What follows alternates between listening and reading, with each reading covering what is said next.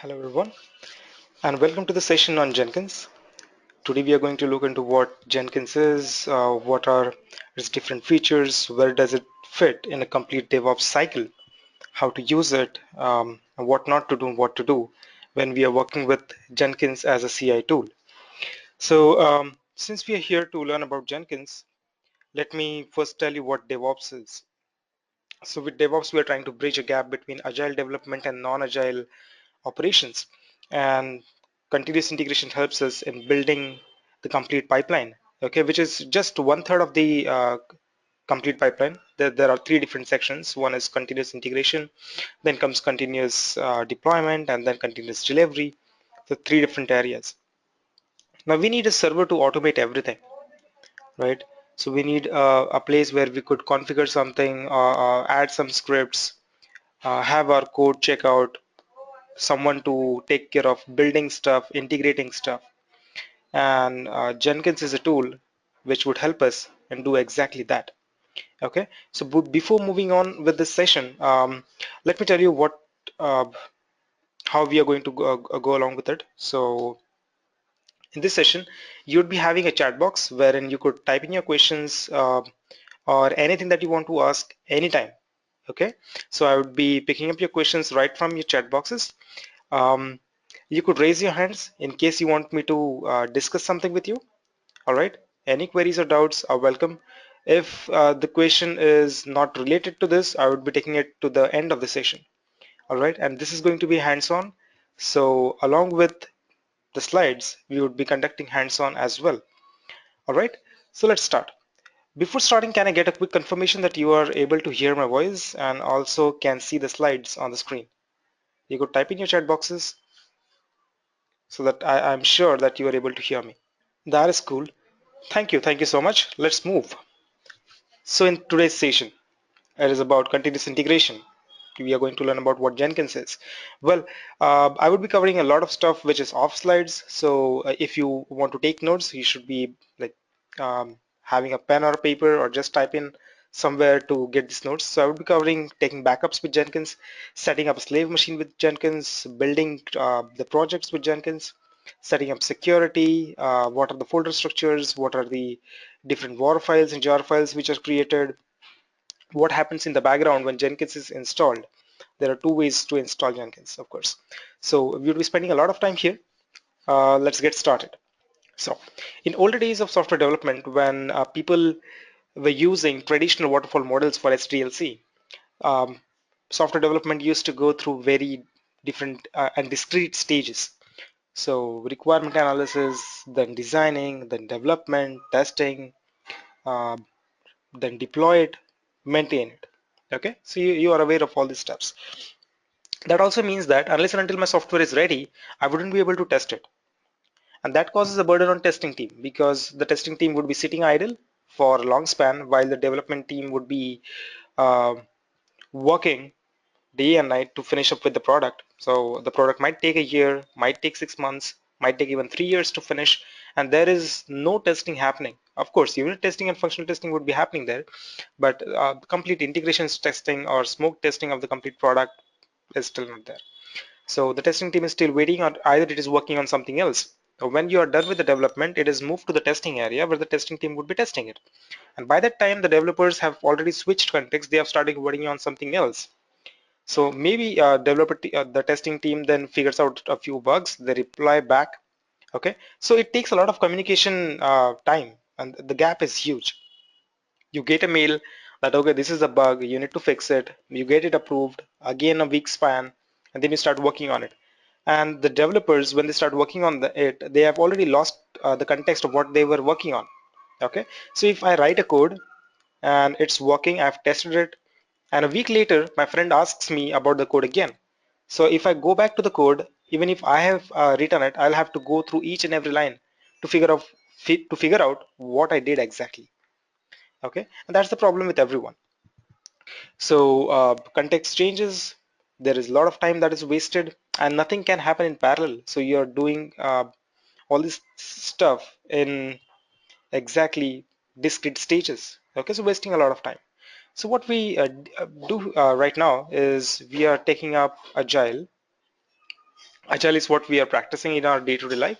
We say that, okay, we wouldn't be um, doing everything in discrete stages rather than we would be doing everything in parallel. So what Agile would help us in doing is build one thing at a time, chunk it down into daily achievable goals, and after that, achieve it on a daily basis. A few hours of job that we would be doing, and the small stage that we have built would be tested by our tester. But that's cool. We are developing all time. Developers are not sitting idle. Testers are not sitting idle, but it would lead to a lot of burden on the testers. Let's say 500 developers in a company committing 10 times a day. It's huge, right? 5,000 changes going in the repository every day. And the tester has to test every single one of them and its impact on the complete um, system, right? So could be a problem. So can we save some precious minutes of the tester? Yes, we can. So what we do is to automate this stuff. Whenever someone tries to integrate, what we will be doing is integrate it, okay, with the existing modules. Try and test it, whether everything works or not. If it works, create a final deployable artifact out of it and deploy it to some pre-production area, and everything happens automatically. So this automation either can be done by handwritten scripts if you're good at scripting, or use a tool which already exists. So if you are a good developer, you would understand that we do not believe in reinventing the wheel. So what we believe in is, if there is some solution already present out there, because we are not the only one who are inventing new problems have been there since years. People have already solved them and moved ahead. So why not to use the solutions which are already there in market? And moreover, it's free and open source, so it's cool again, right?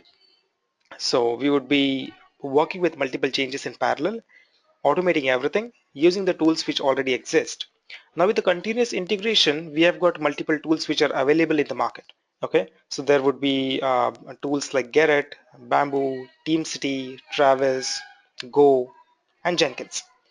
We are working with Jenkins since it's been the oldest one and also the most famous one.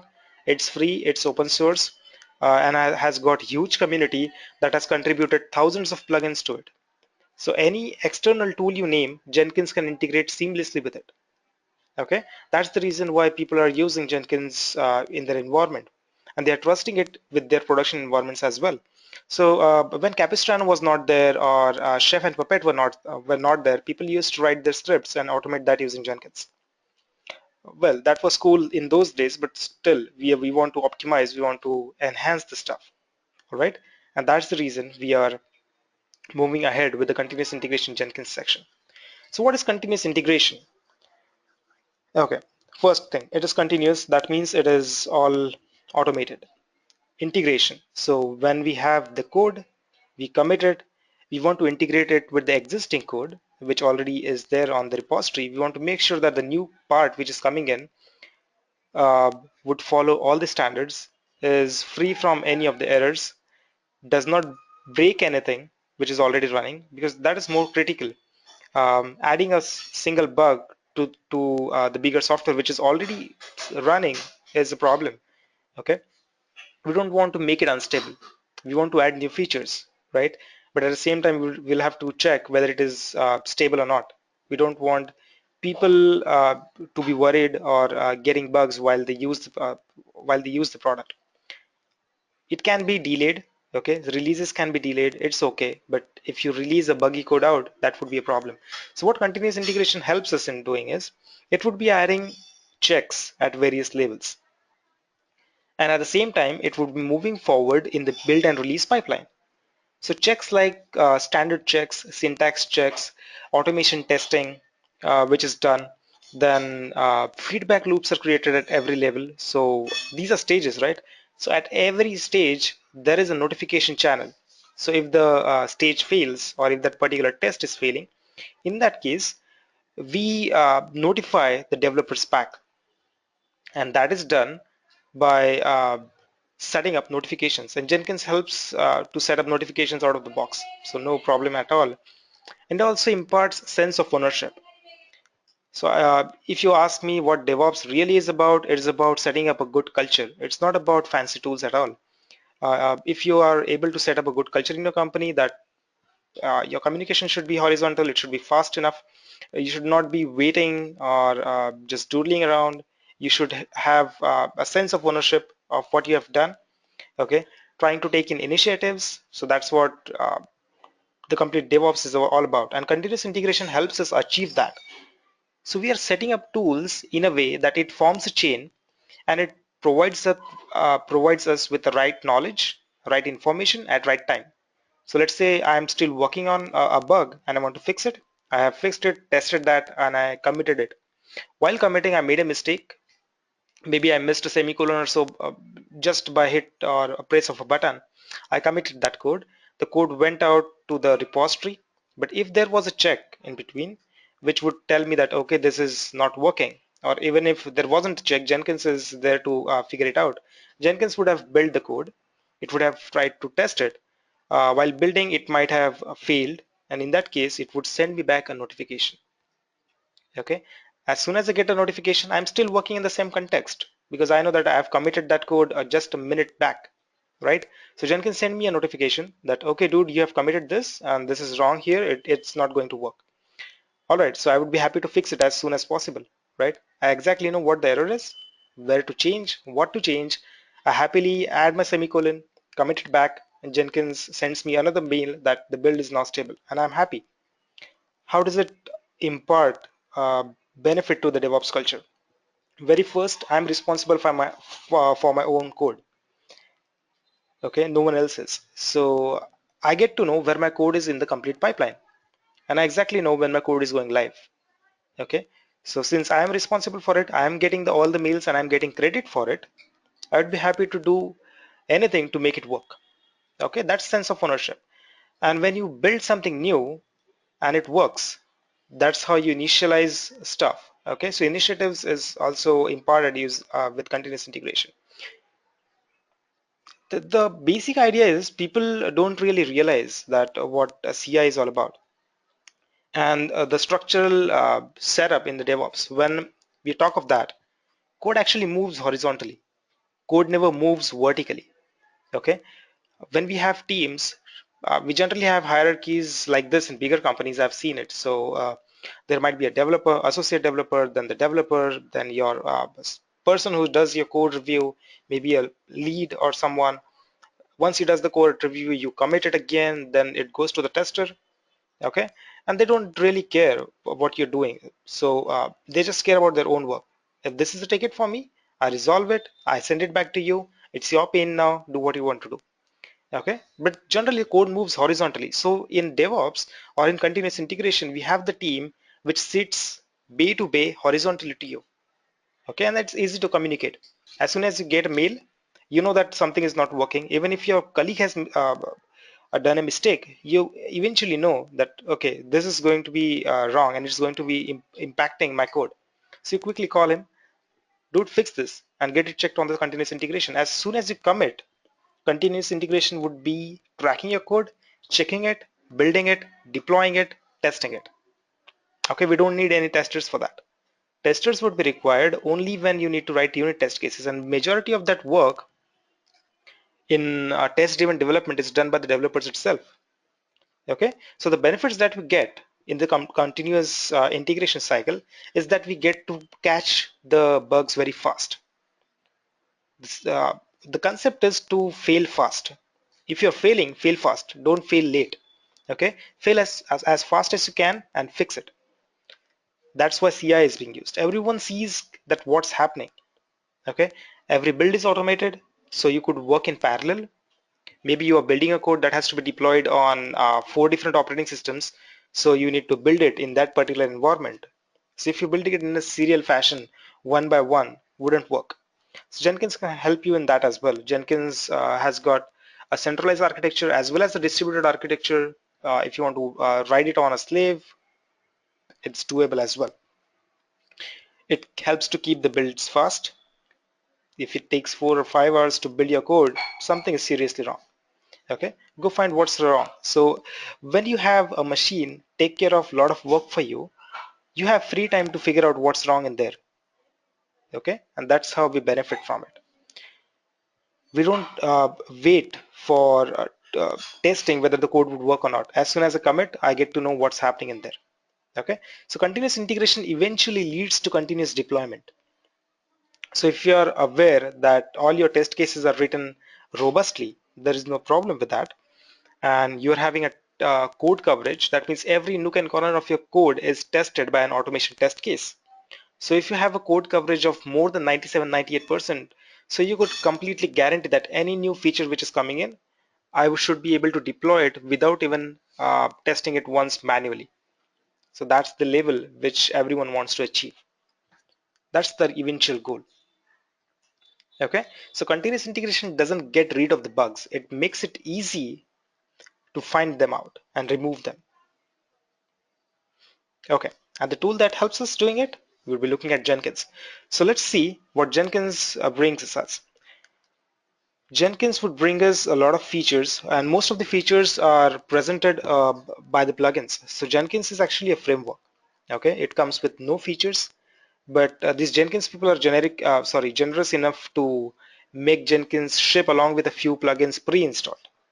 So any of the feature that you would be looking at in Jenkins in the very early stages, it's going to be because of the plugins which are already present in Jenkins. If you remove them, the feature goes off. Okay, so this is a very bare plugin framework. You add some more plugins to it, and your options keep on increasing.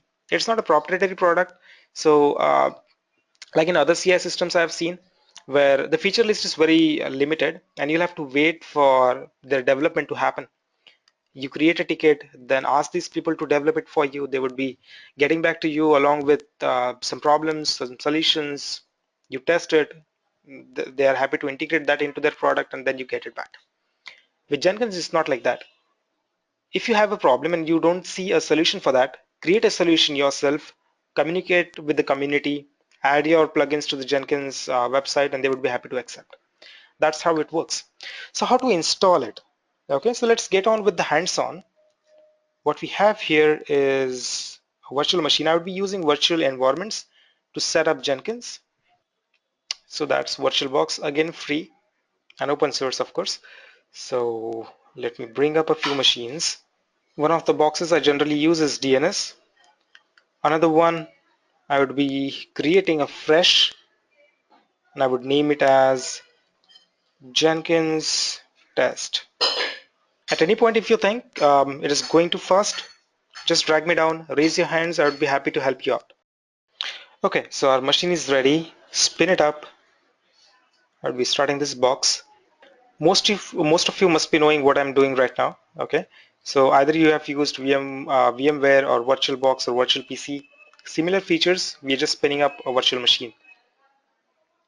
I need this virtual machine to be connected to two NIC cards, NIC cards. One of them would be a NAT adapter, helping us to connect to internet. Another one would be a host-only adapter that would help us to connect to the host machine. The operating system that I'm using currently is Ubuntu 14.04. I'm getting root and check the IP address. So if you see at the screen, it would be two different NIC cards, ETH0, which is of NAT type, helping us to connect to internet. So if you ping Google, that should work. Okay, at the same time, if you try to ping this machine from my host box, so if I have a command prompt, okay, so this is my command prompt. I'm using Windows as my base machine. Here I could ping 192.168.56.60, which is the IP address of another interface in here, ETH1. Okay, ETH1, and that would help me to connect to this box. Okay, its type is host only. Okay, so I've got one machine up. I'm trying to connect to it via my SSH client. That would help me to copy paste some of the commands in there, make our life easier. So here it is. I'm trying to connect 192.168.56.60 is the IP address, and let's make it more visible. So I'm increasing the font size. The application name is Putty, P-U-T-T-Y. Okay, there has been some typo. I typed one single dot extra. So 192.168.56.60. Okay, looks good. And we are going to increase the font size so that it's more visible. And now here it is. Okay, log in into it. The only reason I'm using this is it makes my life easy when it comes to copy and pasting stuff. Okay, so let's see how to install it. While installing, you need to take help from the Jenkins website itself. Here's my browser, and Jenkins website, you could type in Google install Jenkins on Ubuntu machines. Currently I'm using Ubuntu, that's why. The very first link that appears from jenkinsci.org, you should be using the same one. Okay, so here on the page, they have mentioned 4 steps. So this installation is really simple. Step 1 is to add a key. Step 2 is to add a source list. Step 3 and 4 are common in installation of every software. That is apt-get update, apt-get install Jenkins. If you are on Windows, Jenkins also provides you with a war file which you could directly execute using your Java command. Java-p war space jenkins.war. How to download a war file? Now this is the war. The first link that you get here from jenkinsci.org, and there would be a listings of different Jenkins releases that have happened till the date. Go through any one of them. There would be a war file that is kept there. So here the download has started already at the bottom of the screen if you have a look. So I'm canceling this for now. I wouldn't need them. That's how you would be downloading a war file. So let's see how to get it running on Ubuntu. We will be following the steps. Step 1, add a key.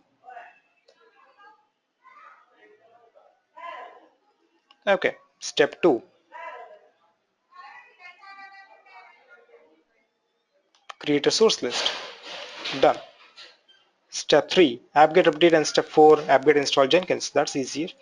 Apt-get update and apt-get install Jenkins. There we go.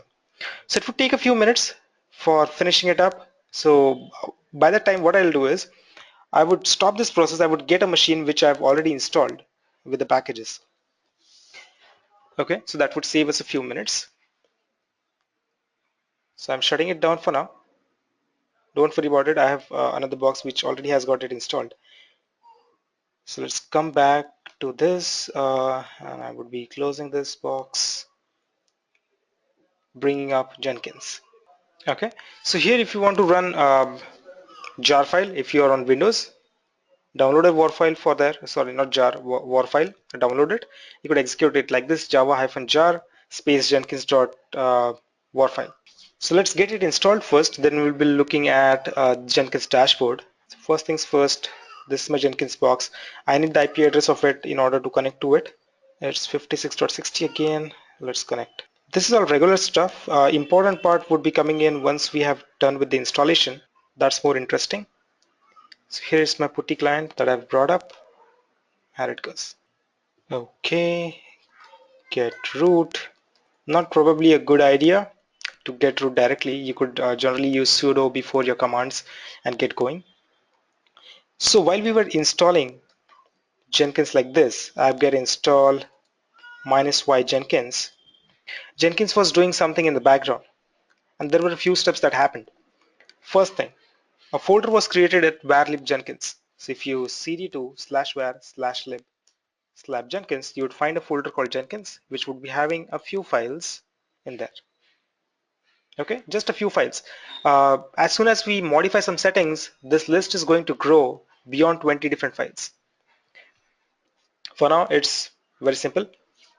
What's next? A Jenkins user was added to your system. So if I cat etc password and try to grab Jenkins, that would show me a line.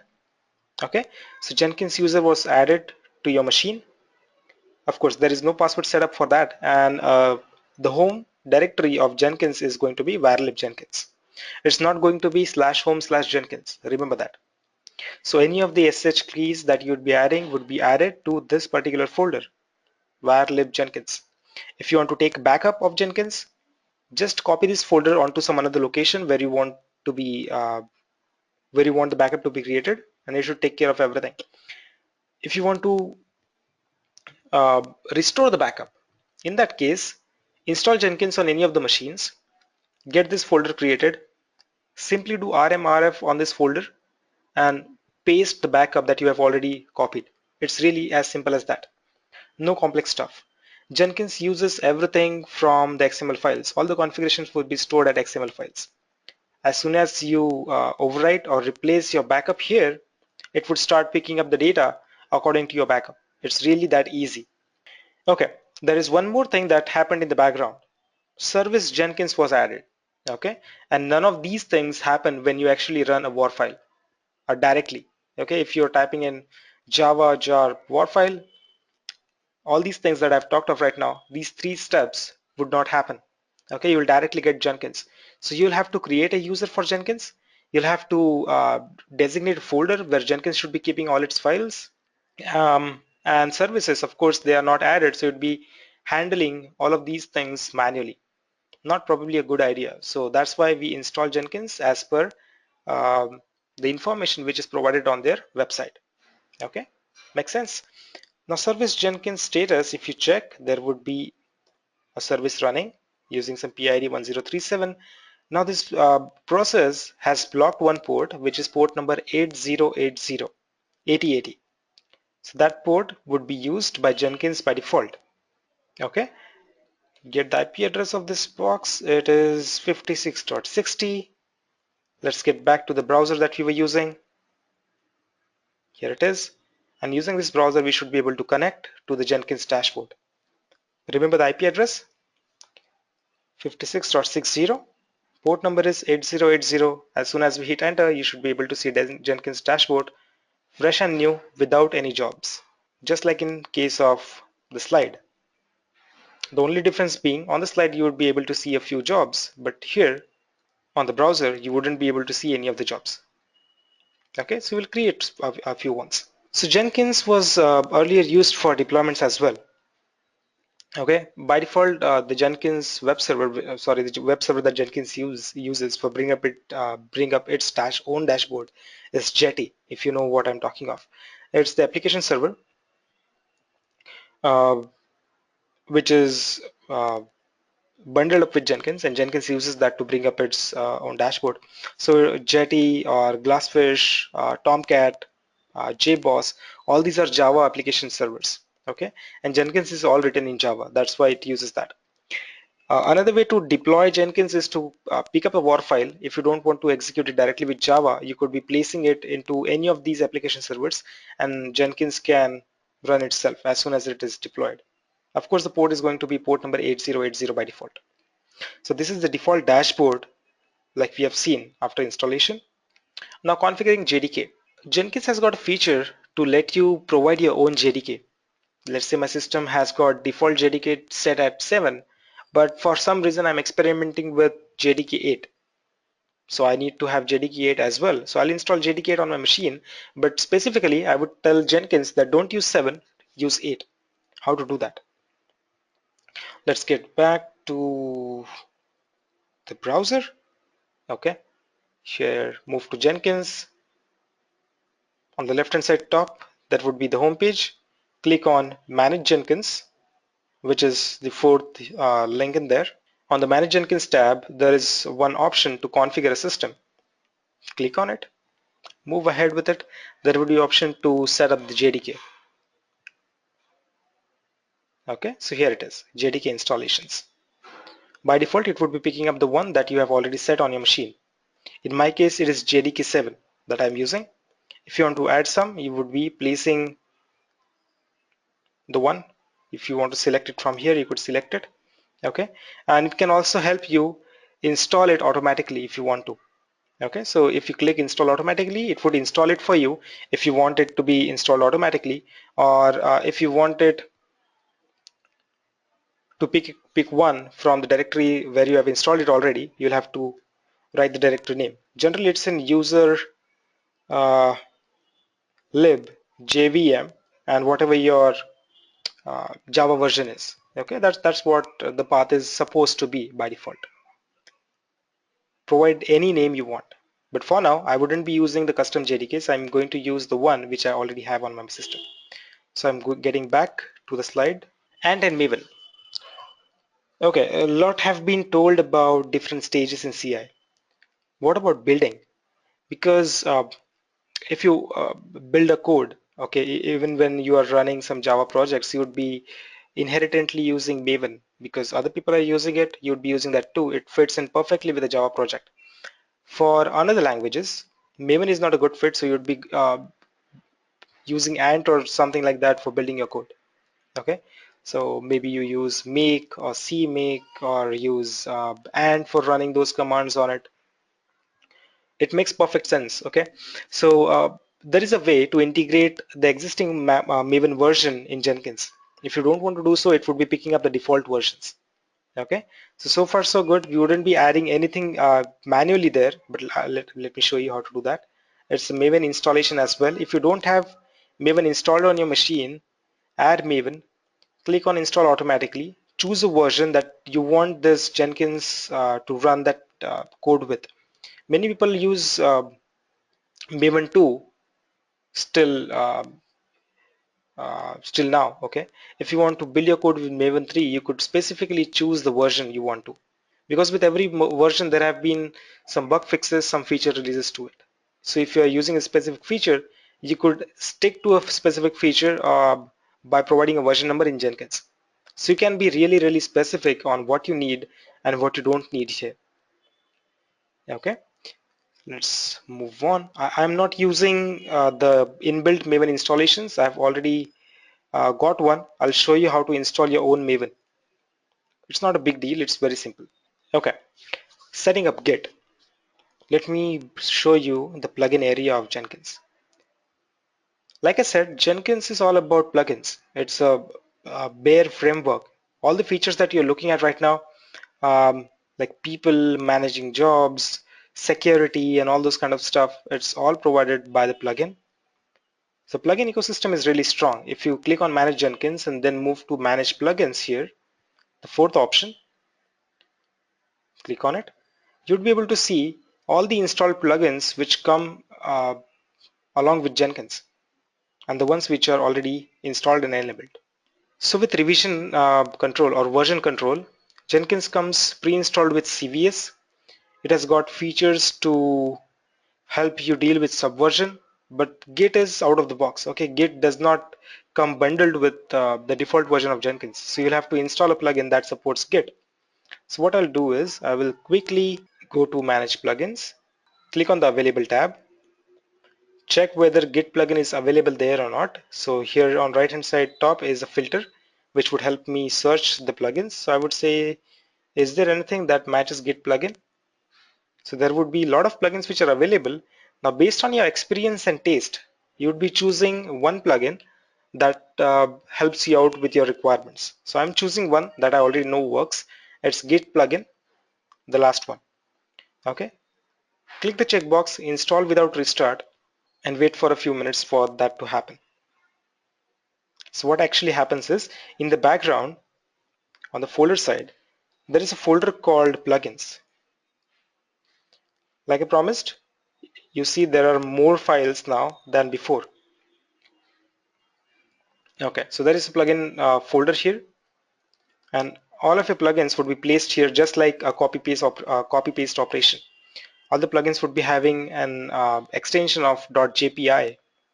As soon as you download a plugin, actually .jpi file and the relative folder gets downloaded and it gets installed here. Actually just a simple copy paste operation, no specific installations happen. So we'll wait for it to finish. It would be making changes to other plugins as well if required. Okay, and as soon as we add Git plugin, it would be having an option in the SCM region to support Git as well.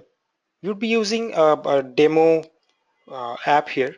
This project is from GitHub that we have figured out which works with Maven. So I would be integrating this. I would be integrating Jenkins with GitHub. Um, pulling the code down and trying to build it with Maven. So there are a few prerequisites that you need to do.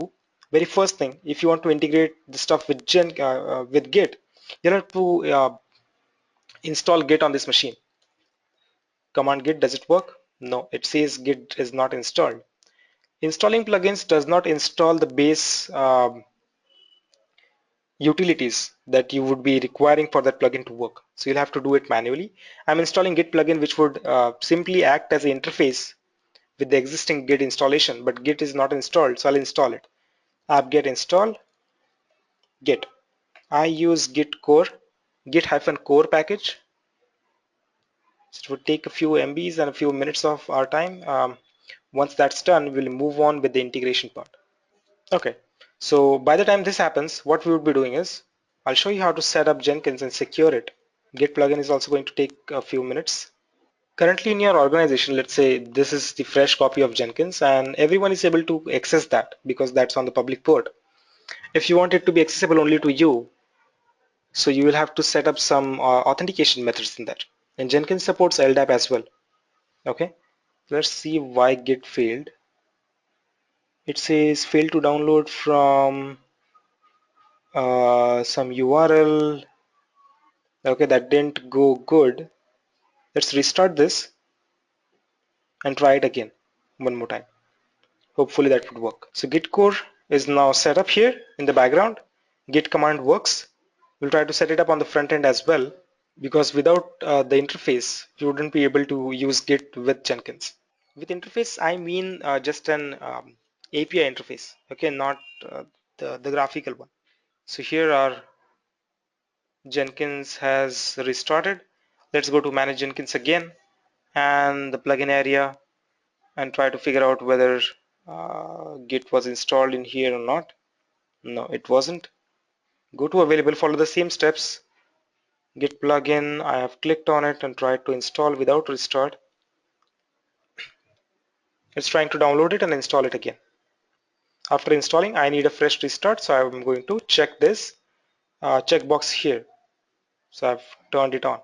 Integrating and executing jobs is not the only thing that Jenkins could do for you. It could actually mail you. It could message you on your chat box. It could send you a SMS. It could integrate with some third-party tools like PagerDuty if you want to. Um, More often, you could also have Jenkins run the job in remote locations, so you could fire the commands remotely onto different machines. At the same time, you could also control what goes where, schedule the jobs according to cron systems or just like Windows Scheduler if you're aware of that. It can also help us in customizing the job scripts according to the environmental parameters. So you could also change the parameters at uh, at runtime. Okay, so before starting a job, you could send it a parameter that this job should be running with a particular parameter now, and according to that, the job would behave. I'll show you how to do that. Okay, so that went good. All right, so now we are going to add a fresh job. What is job? Job is just the automation part that you want to integrate with Jenkins. It could be a script, or you could ask Jenkins to do a few things for you in an automated fashion, and that is called a job. So I'm creating a new job. My target is to get the code from Git, and the Git would be receiving code from the developers, of course. I want uh, the code from Git to be brought down on the Jenkins machine. I want the code to be built, to be developed. Okay, I want it to be packaged, and after the code is packaged, I would be deploying it. Okay, so for now we would be concentrating on the Jenkins part, which is integrating with Git, getting the code down and building it. So let's see. I'm writing the job name. I'll call it as Game of Life, right? So we'll be writing it as Game of Life. Packaging is what my job name is going to be. It is a freestyle project. Now there are different types of projects. If you want to take help from any of the plugin which you have already installed, and you want all of these plugin parameters to be available for you at once, you'd be going with freestyle project that allows you to have access to each and every option out there. Maven project would specialize it for the Maven builds itself. Okay, so you'll be finding only the Maven option in there. Um, Freestyle project can also build Maven projects. Okay, since all the options are present, this is 100% freedom for you. In external jobs, if you have two different Jenkins installations, you would be triggering a job on second installation using the first installation itself. So triggering the remote jobs is an external job here. A multi-configuration project is the one when you would be requiring to build a job in multiple configurations at once. The requirement could be something like this. You are developing a security software which has to be tested on multiple operating systems. So the same code should be running on multiple boxes depending on how it is compiled. So if you're aware of the C code we used in the years back, okay? So whenever you code something in C, the code is not portable. The reason why it is not portable is uh, the compilers are machine specific and it is not an interpreted language. So whatever the code is compiled, it is compiled specific to the box and you cannot move it onto a box which is having another architecture. Similarly here with any code that you want to build, you could ask Jenkins that, okay, I want 4 different remote machines to be present and all of those 4 would be having different operating systems. I want you to handle it and execute make or CMake on those individual machines so that the code gets compiled according to the flavor of operating system and the architecture of the boxes.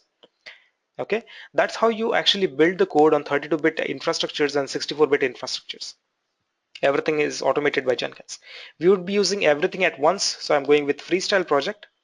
Click on OK. Move ahead. It would be providing you with multiple options which are there. Currently, I don't have much plugins installed except for the Git plugin and the pre-installed ones. So the form you see here would be having very limited options. Okay, so we'll go swiftly through the options which are present here. Source code management. I want to integrate with Git. So use Git. Git would not be present initially. Okay, it would be present only when we install the Git plugin. Here, repository URL. It's https github.com vocalio/gameoflife.git. I hope I remember that. If not, let's check. https github.com vocalio/gameoflife.git. It's already there. That's what I'm using. Credentials we don't need currently because that's a public repository. If that was a private repository, you could have added the credentials. So I could add credentials like this. Add username and password. Okay, and the description to it.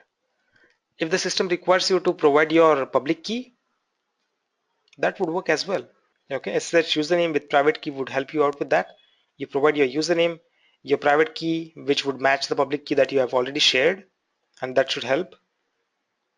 Certificate, if you know what you're trying to do here, it actually creates an identification certificate for your system, and the machines at very crude level would be authenticating themselves using certificates. Now this method is used in Puppet and Chef, not in Chef, exactly with Puppet. Okay, so Puppet uses certificates for authentication. I don't need credentials for now, so I've just shown it to you. I wouldn't be adding one. Okay, so we have set up the repository, we are good to go, we are building the branch master. We are not specifying any of the other branches in here, although you could do so. Now the best part about this form filling is that any of the text box in which you're writing something is actually a dynamic one.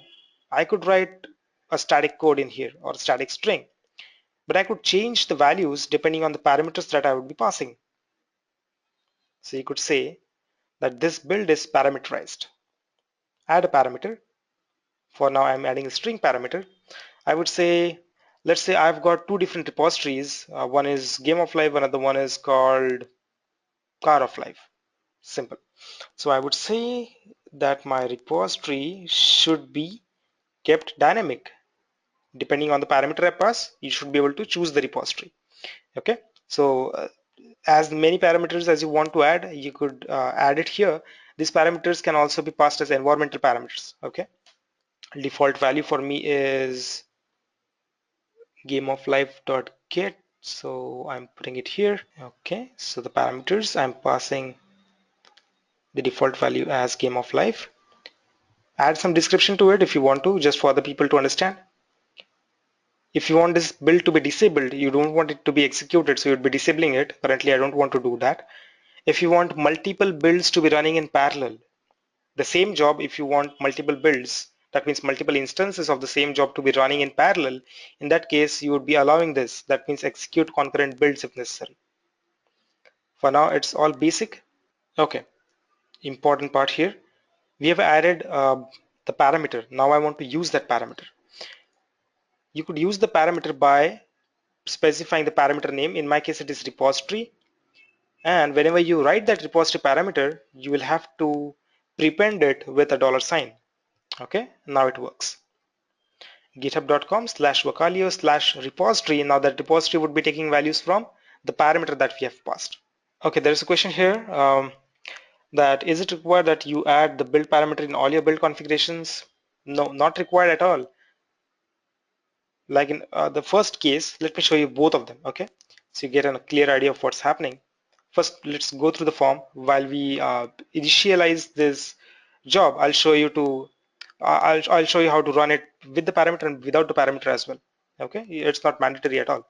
It's only when you want to keep your jobs dynamic.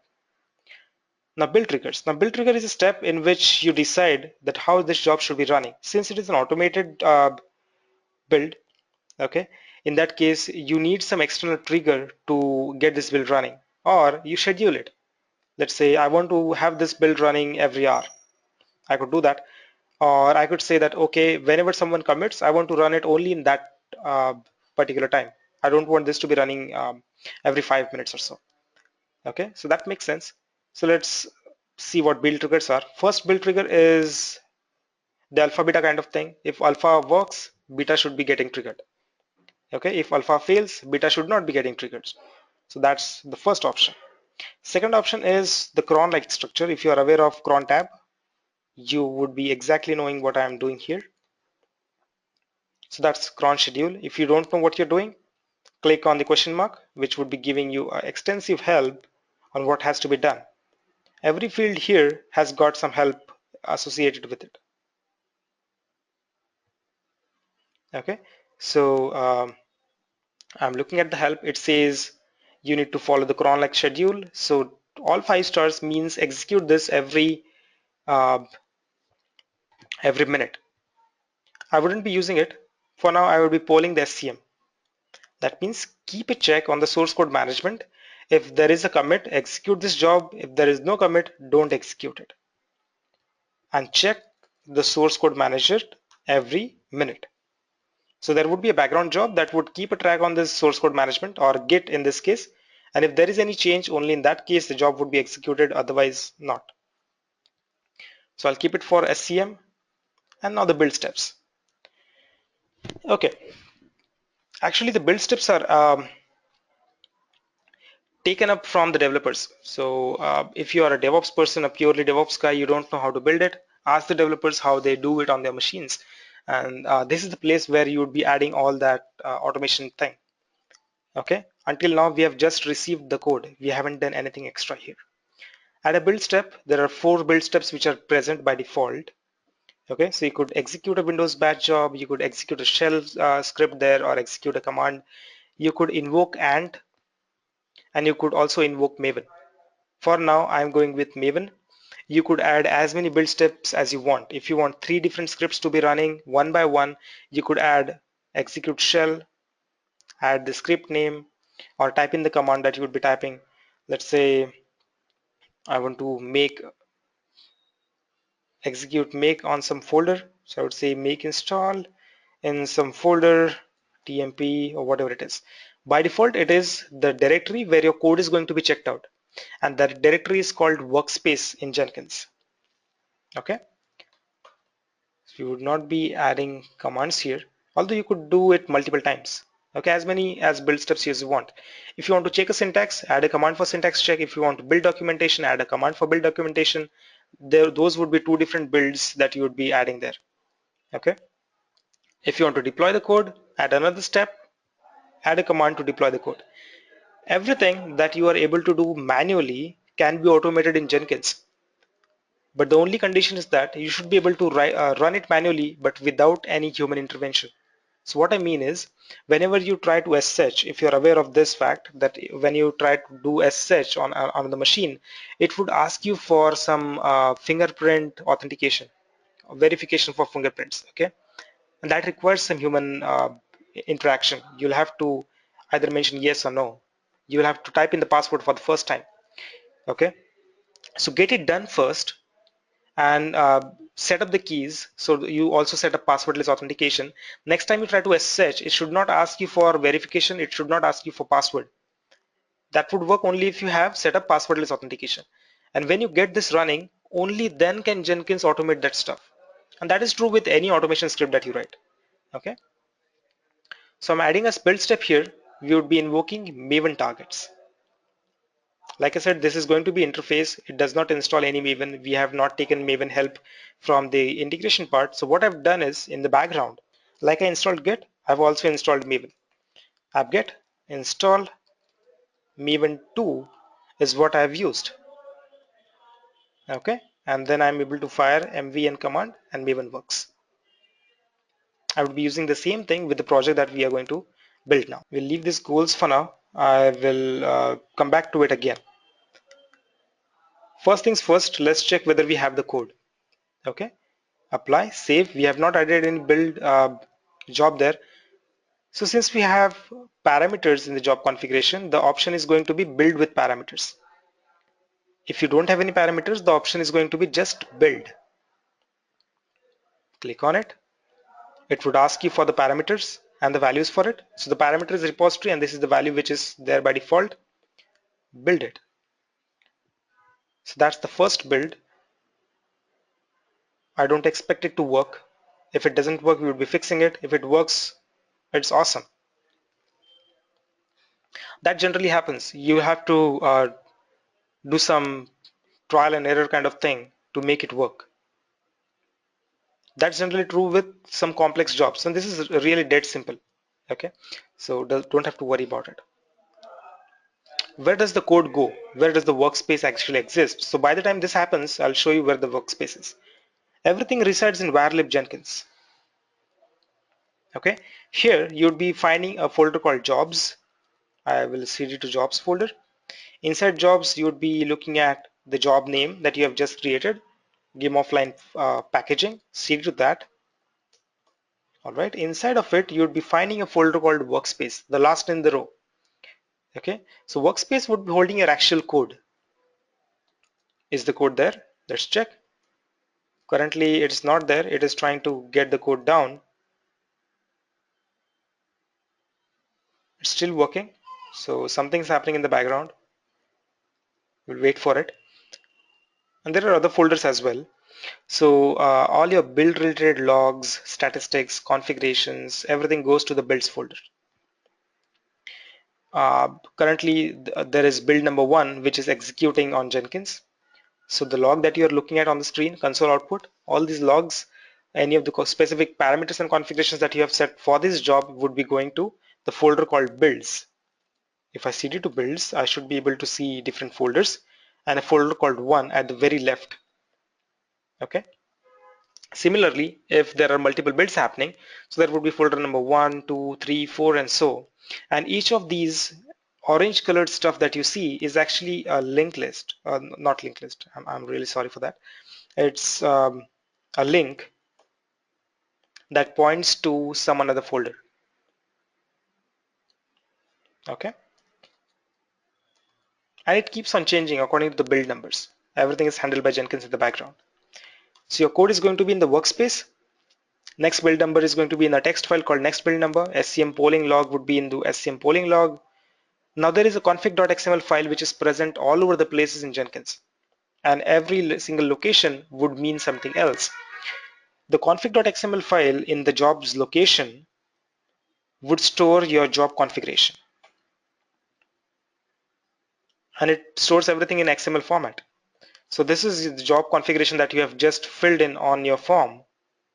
If you change something here, it would be reflected on the forms as well. Or if you change something on the form, it would be implemented here in the XML as well. Okay, so that's the job configuration. If you want to see what Jenkins job configuration is, go at the root level at varlib Jenkins. You should be able to see another config.xml file. If you open that up, now this is the Jenkins global configuration. Okay. All right. So let's see what's happening here in the background. It still tried to connect and get the code. Actually, it's taking a lot of time. So let me figure out what's happening in here. I'll try to do it manually and then we'll automate that. So for shutting down any of the job that you already have running, click on the cross button on the progress and it would say aborted by anonymous. It doesn't know who I am because I haven't logged in into Jenkins instances. Okay, so let's do one thing. Why not secure the Jenkins installation first and then try to build this code all by ourselves. So for setting up security, go to manage Jenkins again. The second option in the manage Jenkins would be configure global security. Click on that option, the second one. I'm moving to that option now. And enable the security is really simple. If you have LDAP credentials, choose LDAP. Currently, I'm going to choose Jenkins own user database and where I would be placing the users here in XML format. I would allow users to sign up for in the beginning. Okay. If I don't allow them, currently there is no user on the system, so you'll not be able to log in. That's how you'd be locking yourself out. Okay. How do you get past that? Very easy. Open up config.xml here. Okay, let me change some settings already. I'll show you how to do it. On Jenkins, I would allow users to sign up for now. And I would say logged in users can do anything. Okay. You could also have metrics based security. If you already have some users, you could add the users here and give them specific rights based on which part of Jenkins you want them to access. For admin, it's going to be overall access.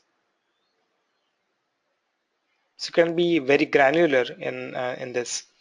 Currently, I'm saying that logged in users can do anything. Apply, save. It would log me out because I'm not logged in. There is no user created, so create an account is what you'd be looking at on the screen. Click on it, create a username for yourself, your name and your email address, and sign up. As soon as you sign up, you would be logged in. Now, if you accidentally log out or lock yourself out, what you'd be doing? You could go to config.xml at the root level. There you could see use security is true. Okay, so edit this file, make it false, and restart Jenkins. You should be able to unlock yourself. At the same time, all the security would be vanished. So you'll have to go back and set up the steps that we have done already. So I'm logging in now with my credentials. Okay, there we go. Now the next step is I want to fix what's happening in here. So let's fix it. Uh, let's see what's the problem. Generally it doesn't happen, but it has happened now. We'll try to fix this. I'm going to some location where I could check out the code and try some git commands. So it's here, rmrf or clean this folder.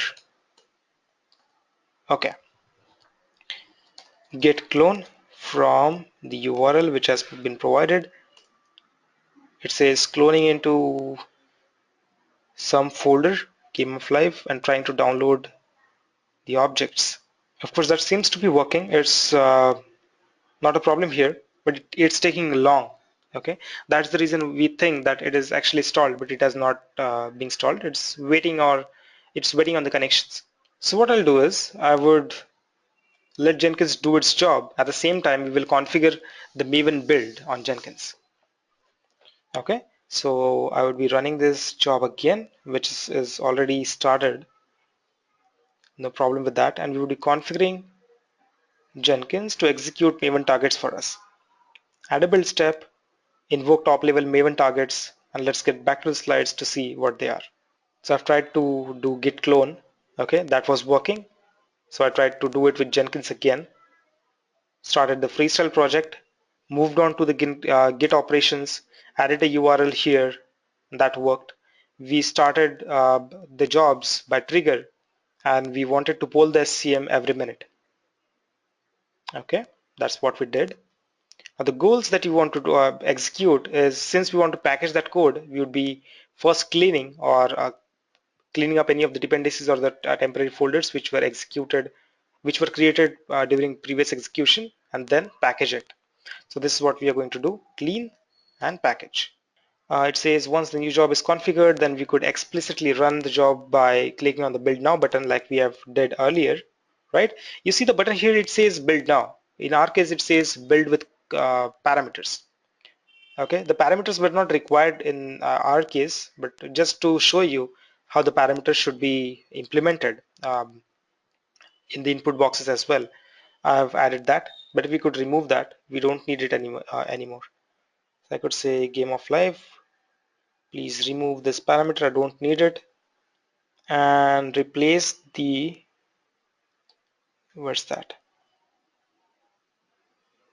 Okay, replace the variable $repository with the actual hard-coded value.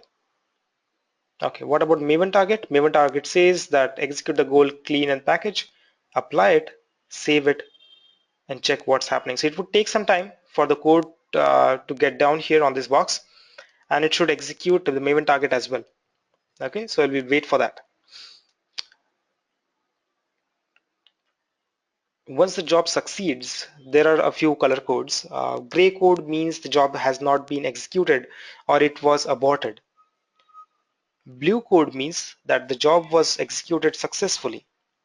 There's a red code that says something went wrong, okay, and the job was not successful. Then there is an amber colored or an orange color, if you want to say so. It says that the job was executed successfully, but a few tests didn't pass. Okay, that's why the job is now unstable. It's not stable at all. Okay, so there are a few color codes with this dots in here. Currently, we would be looking at dot colored gray here on screen. If you see, it's gray colored. Now, when this job executes, if I want someone to get notification out of it, so we could configure it again. Let's get back to the configuration screen. There is a post build action that you could add. Okay, on the post build action, you could say that I want to receive an email notification. There are multiple post build actions which are there. You could create some documentation, you could push the code back to Git, you could record the fingerprints of the files to track the usage of them. You could create some documentation with Java doc or Python doc, PyDoc, anything that you want. Okay, it works seamlessly with any kind of code which is out there. It doesn't have to be Java. Okay, it could bundle up the artifacts or the binary files that are generated as a build result, and it could deploy it somewhere. Okay, there's archiving the artifacts. Now when you say archive the artifacts, it would be placed in your builds folder, in the jobs/builds folder. Okay, currently I would show you how to send an email notification. Now you choose email notification here. Based on the different plugins, the options would keep on growing. Now this is not the exhaustive list, this is the initial list. In the recipients tab, you could you could add a recipient, since maybe you would be managing Jenkins, so at least you should know what's happening around. So add your email address here. At the same time, if you want the developers to be getting the messages back, so I would be preferring to send separate emails to individuals who broke the build. Okay, so as soon as the build breaks or it is unsuccessful, the respective developer who has committed the code would be getting the mail. How would Jenkins figure that out? Jenkins has got username and email address from Git. Same thing happens with Subversion. So Jenkins already knows who did what. Okay, it gets data from the version control system. So Jenkins would be sending sending email, the complete log file along with the error message to the developer.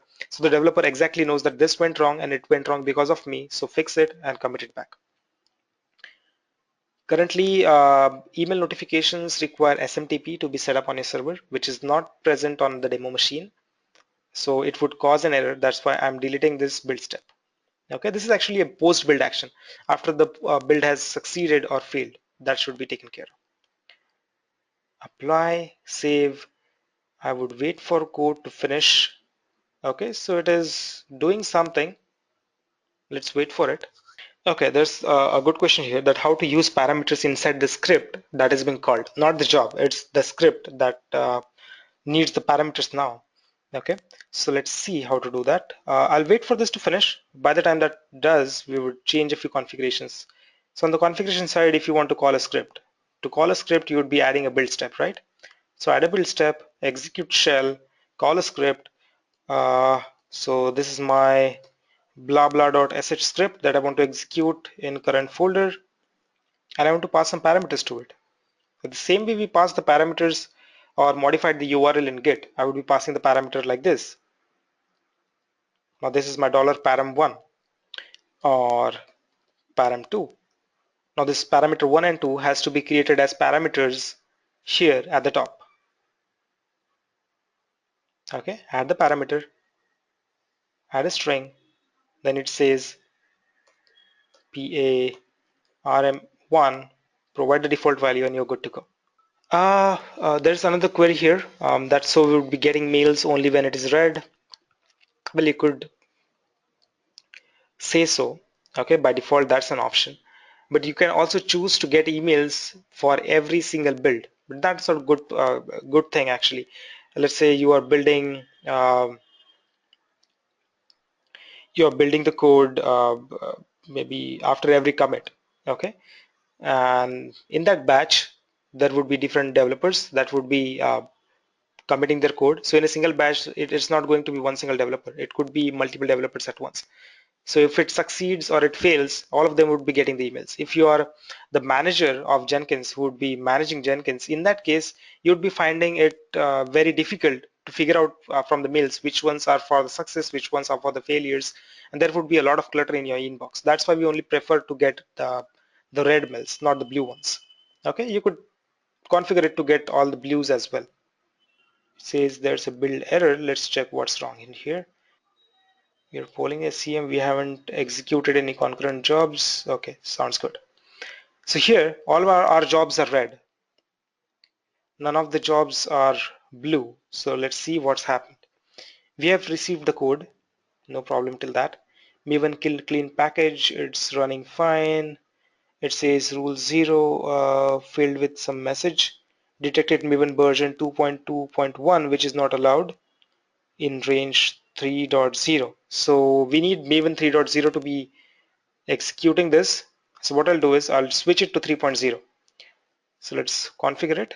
I'll go to configure Jenkins, actually not the job, manage Jenkins, configure system, and we would be using Maven, add one which is 3.0 series. So I would be using 3.0.1 or just 3.0. Okay, provided some name mvn3. Install automatically is what I'm saying. Apply, save. So this is a new version of Maven that we are using now. Go to the job, configure it. Now you'll have to set up the job to work with a specific Maven version. Now when we have Maven version set up, you see another option here. The option was not visible earlier. Okay, so default, I'm choosing Maven 3, apply, save, and get it running. So what it would do is it would install Maven in the background. It would take few more minutes to finish. So it says if you are reading this, it says that the Maven is being installed on Jenkins. So I'll wait for that to finish and it would eventually be blue. I'm unmuting you, Julie. I see your hand raised. So you could unmute yourself as well. And if you want to talk, you could talk. All of the attendees of this webinar would be getting the recordings within a few hours.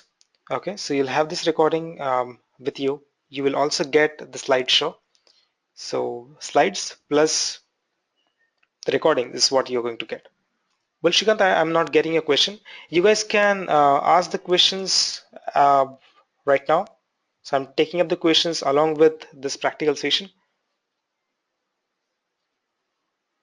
On the screen, you are looking at Maven installation. For first time, Maven takes a lot of time for getting installed. We may not finish up looking at the blue dot, but this is exactly what it has to go through. Okay, as soon as someone changes the code onto the repository, the trigger, that means the SCM scanner that we have added, which should be checking the SCM every minute, would trigger the job again. We have seen the job trigger happen thrice because someone has committed 3 times while we were talking like this, and we were not able to run a few things because Maven wasn't in the correct version. At last we got a red. Okay, we are trying to bring it to blue. After installing Maven, it would of course be blue. We'll see whether the job succeeds or fails. It depends on what your script is returning out. Okay, so the question from Shrikant is that he experienced green color of the job even though there was some problem with the script execution. Jenkins doesn't understand the script execution. It only understands whether the script ends with a zero or a non-zero value. So if it is zero, it's success. If it is non-zero, it's an error. Even if your script succeeds and it is throwing out some non-zero value, it is going to be a problem. Okay, your script is not going to show a blue dot there. It is going to still show a red dot. Okay. Now the question is again from another person. It's Mr. Balu. Can we see all the build history? Yes, we can. Let's go to the job. If you see on the left hand side, there are multiple jobs which are present here. All of them refer to uh, a specific folder in the builds.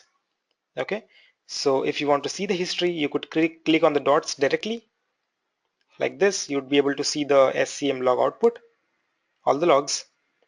Okay, so you should be able to see that.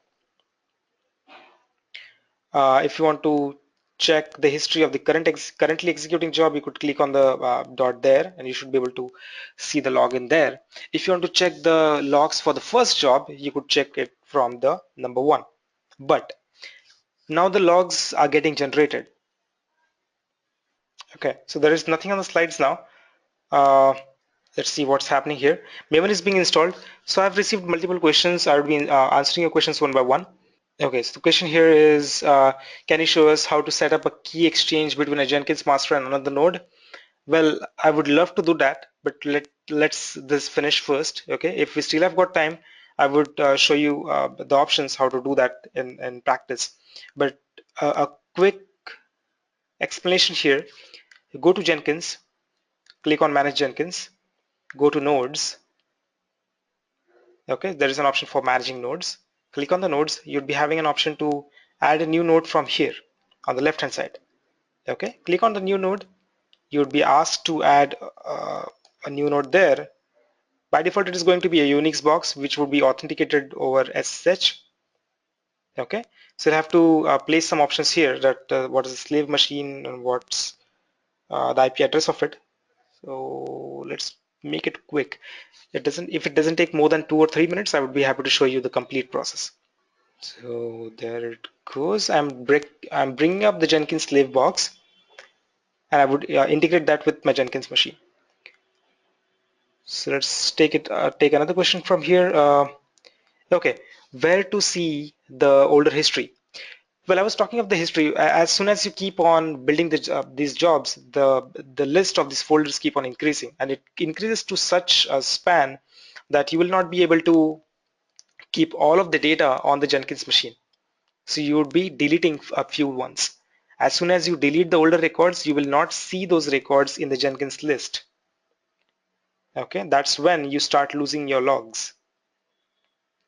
So if this is the Jenkins box and this job shows 6 or 7 different executions, if the list goes beyond 100, 200, and you are running out of resources and then you decide to kill a few of the entries there, okay, that's the point when you would be losing the data. Otherwise, all the list would be present here. There would be a scroll bar which would appear here on the left.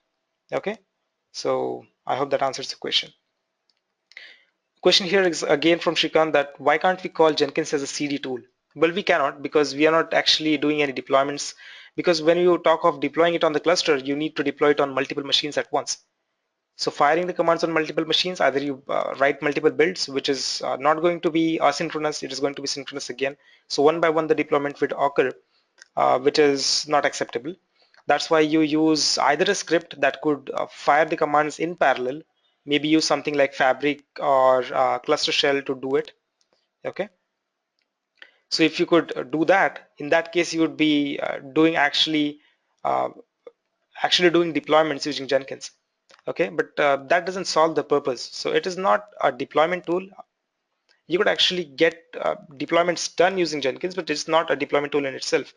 What deployments tool would do is they would provide you with a nice interface, a complete report on how many nodes are using the older data, how many nodes are using the newer data, and deploy them using different deployment patterns.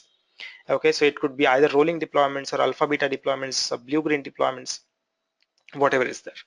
Jenkins doesn't support it out of the box. That's why it's not called a CD tool. Okay, so let's see why that job failed again. It went through a long process, and at end, no compile is provided in this environment. Probably you're running on a JRE instead of a JDK. Okay, so I need a JDK as well. So let's do one thing. You keep on asking the questions if you want to. Um, it's 30 minutes over the schedule. I think we would be requiring another 10 minutes or so. It's finished on the slides. Okay, so let me go through the slides first. Any questions that you want to ask, feel free to raise your hands. I would be unmuting you, and you could unmute yourself and ask the question. All right, so this is from Edureka, that the course details. The Jenkins is again a course which is offered here. If you want more details on what's happening, what are different tools, what are different plugins, when to use them, when not to use them, in the real life kind of scenarios, feel free to visit this URL and get more info on that. And I would declare this session as officially over. So if you have any questions, queries, or feedback, feel free to ask any of the questions or queries. Provide us the feedback. When you close down your windows, you'd be presented with a form which you can fill up. Okay, so that's it from my side for today. Have a great day ahead. And if someone wants to stick with me for getting details on how to set up a JDK here, which I will be doing shortly, open JDK 7. JDK is what I'm using. It would take a few minutes of my download time, and you would be able to get the blue dot eventually. So that's the last problem that we are trying to target here. Well, yes, I guess so. There is a specific Jenkins course, and the URL which is presented would be taking you to that particular link. Or if you want to learn the complete build and release pipeline, that where Jenkins fits along with other tools, and getting your knowledge enhanced by learning some more tools like Puppet, Chef, Docker, some virtualization techniques, a few coding languages like Python and Bash, DevOps would be a good place to look for. Okay, so Edureka also provides the DevOps course, I guess. I would be waiting for another few minutes, 4 or 5 minutes for this to happen. It wouldn't take much longer. It would be finished soon. It would take another 5-6 minutes for this to download and install itself. Once Java is installed, the JDK is installed, we should be able to run this job again. I appreciate the questions that you people are asking. If you have some more questions, feel free to ask it. Maybe it is related to Jenkins, maybe it's not. I'm here to answer any of your questions. So I'm basically from DevOps background. So to give you a small idea of the field where you could be asking questions from. Okay, so you could ask me questions from any languages, tools, best practices, culture setup, deployments, cloud, uh, even algorithms and data structures are welcome. Okay, I see that it is taking a lot of time, so I wouldn't take much of your time now. Let's wind up this. If you have any queries or doubts that you want to ask me now, so this would be a last call. I would be here for another 2 minutes or so. Well, the question is that where are we going to get the presentation and video? It would be mailed to you, Julie. You'd be getting a mail from Edureka, which would have this presentation along with the video.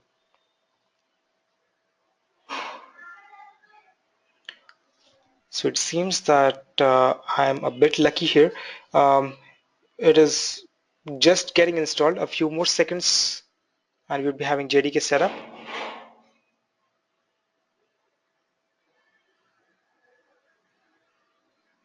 JDK is being installed. It's finished. It has installed JDK, and the path is userlib jvm. Inside that Java 7 Open JDK i386. So let's see. I would be setting up the JVM here. So I'll go back to the job, configure it to pass some JVM options. Well, I need to add some JVM files first. So manage Jenkins, go to configure system. There is an option for JDK. It's somewhere here. Okay, add a JDK. We're providing the name here, which is OpenJDK 7. Okay, where is it? It's present at some path. So the Java home path in this case is user lib jvm, and let me copy it already. Okay,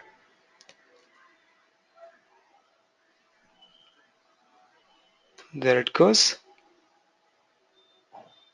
and apply, save. For this job now, go to the job, go to configuration of the job.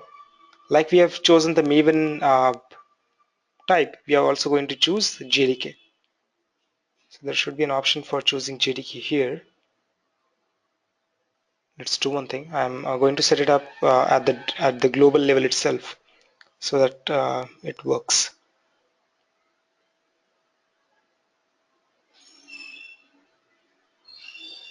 Oops, I didn't save this. JDK, apply, and save. Okay, I did that. Now on the job side, let's see if the JDK options has appeared. Trying it one more time. Okay, so it is trying to compile the job, executing the tests with the default JDK that we have set up. And as soon as that's done, it should be giving us an artifact, okay, to deploy, which is going to be a WAR file eventually.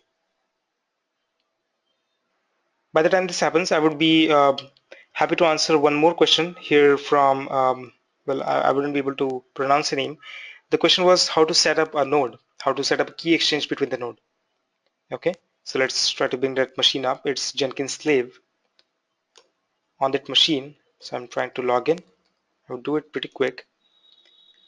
IP address of this machine is 56.63. So what I'll do is, before connecting this machine to Jenkins, I'll have to do a few more things here. I will have to create a folder and check whether the Jenkins user is present here or not. So cat etc password grep Jenkins. It's not there, so I'm creating a Jenkins user. Jenkins is added using user add. Okay, create a home directory at /var/lib/Jenkins. Provide the shell bin bash, and the group should be Jenkins, and the username is Jenkins again. So it says group Jenkins does not exist, so let me create one, or I simply do not add that parameter. It would also work. It would automatically add a Jenkins group. Okay, so that's done. There should be a new folder created at var lib Jenkins. Is Jenkins present? Let me check. Okay, so Jenkins is present, ownership is Jenkins. So we are all set here. Let me check the config. IP address is 56.63. So let's go back to Jenkins, and we would be setting up this node. Configure. Sorry, not configure. It's manage Jenkins, manage nodes. On nodes, add a new node. Node name is slave. It's a dumb Unix slave. Remote directory where it would be placing the files, the one that we have added just now. It's varlib Jenkins. Label to this slave or a tag or a group, anything that you want to call it. It would be called label here. The host IP address is 56.63. Okay. Now credentials. Either you add the credentials or you set up passwordless authentication. If you want to add credentials for the user, you could add the credentials for the user Jenkins that you have just created. But since we are talking of keys, I would set it up using keys. For that, you don't need any credentials to be set up here. I would say simply click on save. It would try to bring up a slave node, which it would not because there's nothing running on that machine and we are not able to authenticate it. So let's do it here from the Jenkins master. I'm on master right now. Use Jenkins user to connect to that machine. So initially we would be setting up SSH, right? To Jenkins at the rate 192.168.56.63 box. It would be asking for some validation. So I say yes, asking for the password. We haven't set the password, so let's go back and set up the password first. So password for Jenkins. So I'm setting the password here. Done. Let's go back and provide the password. So it says it worked. Okay, that worked for the first time. If I hit SSH again,